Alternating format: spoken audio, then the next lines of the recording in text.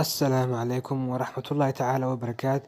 Kusoo dhawaada channelka daawashada iyo akhyaare in badan baan kala maqnayn. Hadda kadib waxaan bilaabi doonaa casharadeenii ee kusoo dhawaada. Cashirkan maanta wuxuu ku saabsan doonaa haddii uu sawir aad dhiligaraysid galeriga ku jira aad dhiligaraysid sidee baad dib ugu heli kartaa sawirka hawawelin qaab fudud oo waxa jira sawirka aad dhiligaraysay dib loogu helo ee kusoo dhawaada channelka daawashada.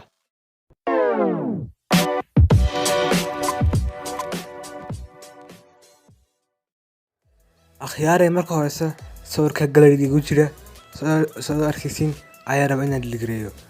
Sawirkii markaan dhiligareeyay wuxuu geenayaa recycle bin ku geenayaa.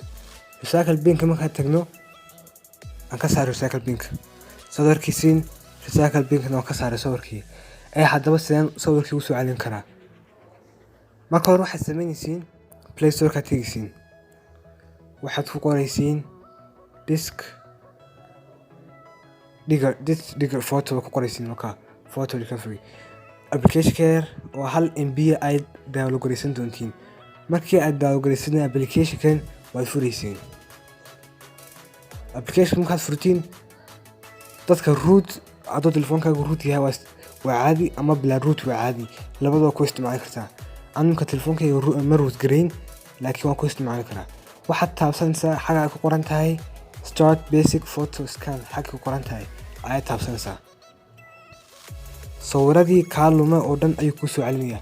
Waa sawirkii aan dhiligareeyay imka ayaan ka saar gallery ugu horeeyay arkaysiin waan soo celinayaa. waxaad taabsanaysiin recover save the files to custom save the files no upload the files save the files qoraysiin xageen ku save gareeyaa wuu ku weydiinayaa.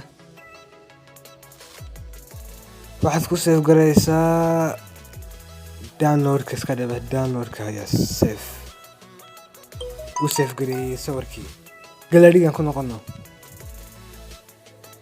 Khiyaari waa sawirkii aan dhiligareynay waa haddaba ka welina amba hadduu sawir inaga lumo amba haddaad sawir dhiligaraysiin waad heli kartiin qaabkan fududna waad ku heli kartiin.